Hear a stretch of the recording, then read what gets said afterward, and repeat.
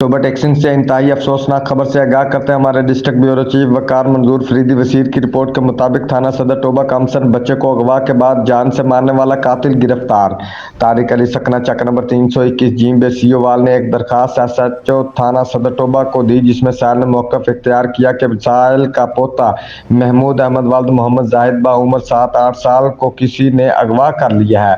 मुलजम के खिलाफ कार्रवाई की जाए। वक़ुआ की इतला पर एसएचओ सदर टोबा इंस्पेक्टर राना अफजल फौरी तौर पर मौका पर पहुंचे और तमाम वक़ुआ एएसपी सदर सर्कल टोबा अहमद नसरुल्लाह मलक और डीपीओ टोबा आरिफ शहबाज खान के इल्म में लाए। डीपीओ टोबा ने फौरी तौर पर अंदाज मुकदमा का हुक्म दिया, जिस पर मुकदमा नंबर 118/23 बाजुर्म 363 ताज़ीरात पाकिस्तान थाना सदर टोबा दर्ज किया गया और मुलजम की गिरफ्तारी के लिए एएसपी सदर सर्कल टोबा अहमद नसरुल्लाह मलक की जेर निगरानी एसएचओ सदर टोबा व मुलाजमान पुलिस पर मुश्तमिल टीम तश्कील दे दी गई।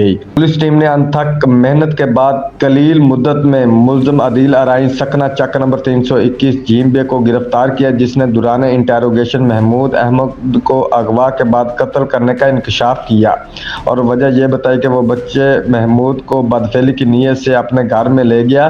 बाद में पकड़े जाने के खौफ से बच्चे को जान से मार दिया। क्राइम सीन गाड़ी मोबाइल फ्रांसिक मौका पर शवाहिद इकट्ठे कर रही है और नाश को पोस्टमार्टम करवाया जा रहा है। वक़ुआ की मजीद तफ्तीश जारी है।